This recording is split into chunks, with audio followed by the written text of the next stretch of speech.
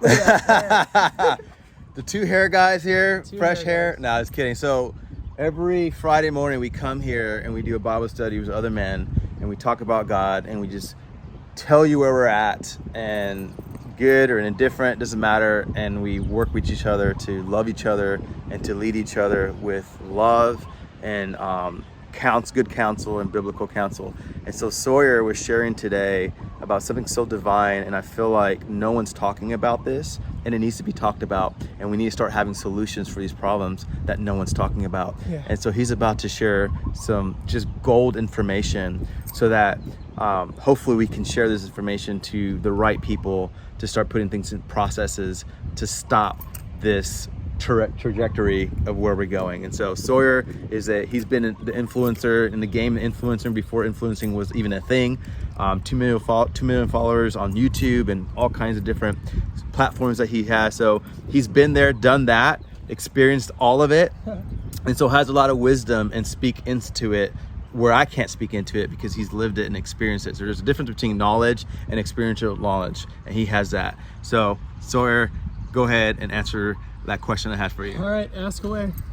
I'm here with my boy Sawyer, and he brought in some great knowledge, and I want him to really talk about something to just make you realize where we're going, where we've been, and where we've been and where we're going and how we're getting there. So Sawyer, tell me about that compound kind of pain as it goes into generation to generation. Well, we were talking about kind of the state of social media and fear of our children kind of pursuing these ideas of social media we see, and I brought up a point that it compounds and it's part of a natural cycle, and the cycle kind of goes from here to here and then back to here, and it's an obviously interesting cycle because if you look at early Hollywood, you have the first screen actresses, and then from those first screen actresses, the next generation aspired to be like them, but the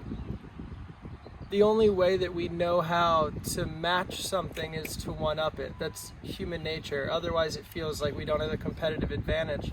So it was interesting when, the next generations brought around Marilyn Monroe, who was a sexualized version of our original screen actresses. And then a generation of girls saw her and the empowerment they felt from her, and they one-up that, and we got our Pamela Andersons. And then from Pamela Anderson's, people saw that and said, I could do that too. I want that validation, and thus we got Playmates. And then from Playmates, we got people who wanted more validation from that in the same way, and we got porn stars. Then in porn stars, people wanted that validation or wanted that lust of being desired, and we got Instagram models. And then Instagram models made the world feel a certain way, and young girls saw that and said, hey, I can do that too, and we got TikTokers. And while it seems that each generation makes it a little bit worse than the generation before, it's actually almost the opposite. Each generation is a byproduct of the generation before it. And the interesting thing is, it can only keep going this direction for so long until we get to a point where no one's getting the validation they deserve, and they've given up all of their morals, and they've tried to one-up everyone, and they realize they've lost themselves in the process of that. And at that point, we have a reset of cycle. People lose faith in being able to go to social media or movies to get that validation, and maybe they look inward. And then when they look inward and find that validation, all of a sudden our cycle restarts at the top, and those people then have the freedom to do things they want, and thus we have the original screen actresses again. And people will see that and not see the pain and cycle that led us there, and thus the cycle starts over again.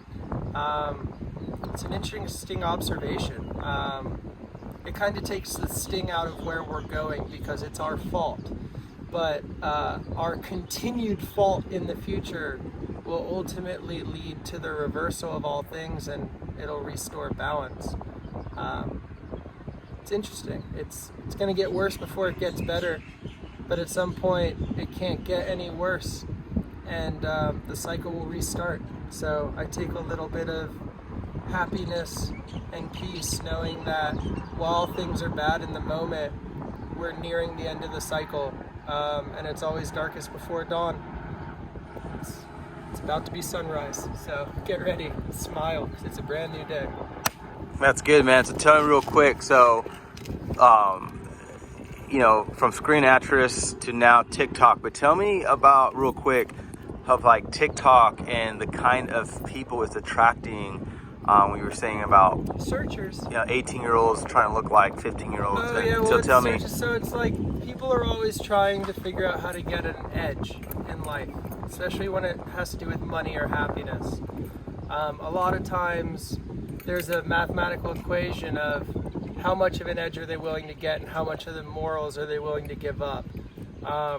It's not really a known equation, so a lot of people don't know it anymore. And we're hitting a horrible time now where I think it's nearing the end of the cycle, because we have this really unfortunate situation where we have people that are 18, 19 who feel they're on like OnlyFans, and they're trying to do whatever they can do to get an edge or to make money and survive, and they're still finding it so competitive and so challenging that now you have these 18, 19-year-old girls who are technically legal utilizing AI technology and face filters to actually appear to be underage, but to do acts and things that are reserved for people who are legal age, and creates a huge moral dilemma, because in their pursuit of getting ahead, they're eroding the morals of the world.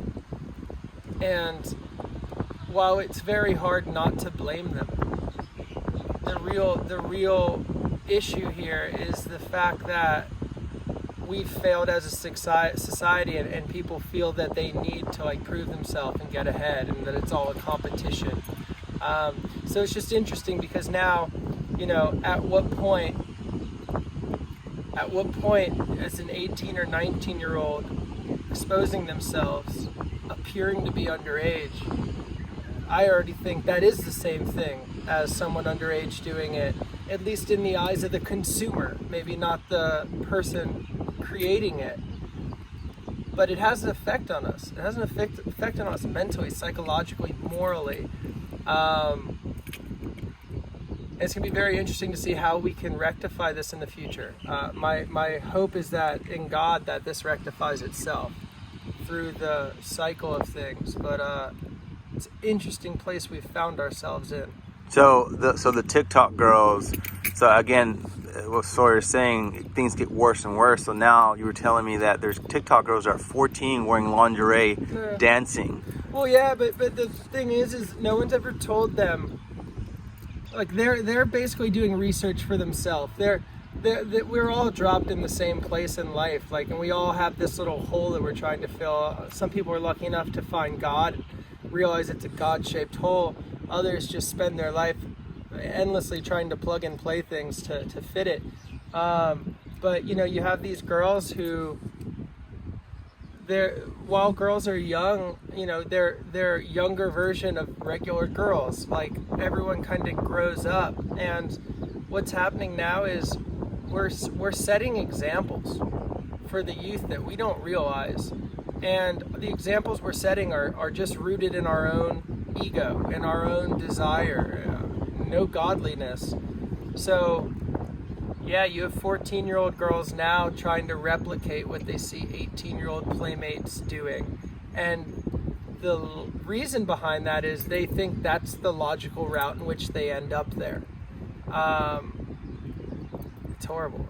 It's morally wrong. It's wrong in almost every way, especially the way that we're allowing these people, or these youth of ours, to blindly wander down the wrong path, and it seems like society's just cheering them on, and we know what's at the end of that path.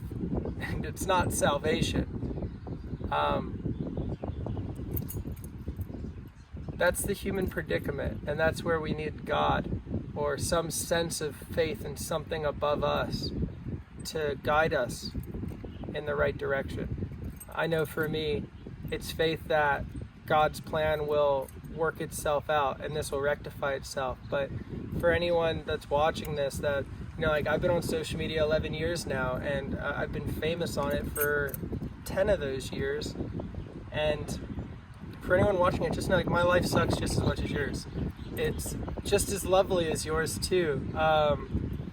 You don't have to do anything to get to where I am, because you're already there. I'm lost, you're lost, and together we're searching. Anyone that tries to tell you that they've found the answer and they're willing to sell you a ticket to hang out there, just be cautious. I said it to my brother here a second ago, but best life advice I can give you is stop taking advice from idiots on the internet who are lying to you, and more importantly, lying to themselves. You're better off just following your own intuition.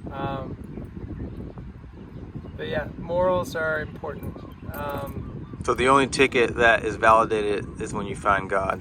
Yeah, and you know, God's different to different people. It's when you find your light, your source. I call that God. A lot of people call that God. A lot of people claim to know God but have never touched the source. When you find your joy of being, you found God. You're with Him, whether you don't know everything about Him or not. In those moments of peace, like, God's there. So yeah, I'd say God is the way out for a lot of people. And the technical way out is to surrender to life, and you'll find God.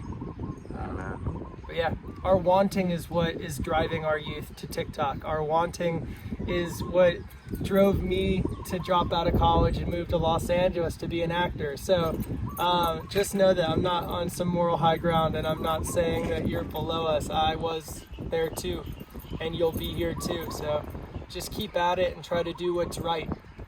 Try to do what's right in the world, because there's enough of what's wrong.